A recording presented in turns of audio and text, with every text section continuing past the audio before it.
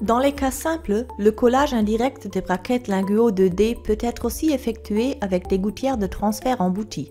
Pour cela, les axes longitudinaux de toutes les dents sont tracés sur le modèle en plâtre, les traits étant tirés du côté buccal vers le côté lingual. Sur les prémolaires et les molaires, on trace les crêtes marginales.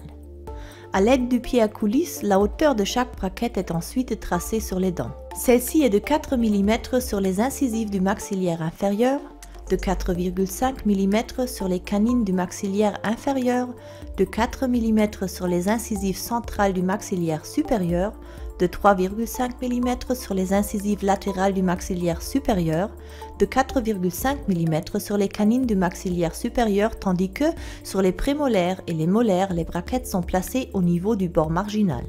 Les traits symbolisant les axes longitudinaux doivent être bien tracés et suffisamment longs pour rester visibles après la mise en place des braquettes. Les braquettes sont ensuite positionnées sur le modèle en plâtre. La lampe à photopolymériser peut d'ores et déjà être réglée sur 10 secondes pour les lampes halogènes et sur 3 secondes pour les lampes LED à haute intensité. Pour le collage des braquettes, on utilise un composite tout à fait normal, le même que celui utilisé pour le collage direct en bouche. Les braquettes sont posées les uns après les autres sur le modèle en plâtre conformément à la hauteur et à l'axe longitudinal préalablement tracé. La gouttière emboutie peut être fabriquée avec la même feuille que celle utilisée pour le blanchiment. Elle doit être coupée en V autour du crochet de chaque braquette.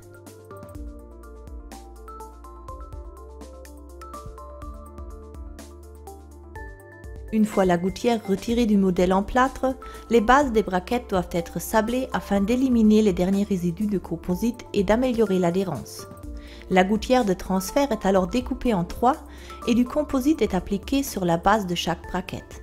Pour ce faire, il faut veiller à n'utiliser qu'une petite quantité de composite pour prévenir un débordement et limiter les restes d'adhésif à éliminer après le détachement de la gouttière.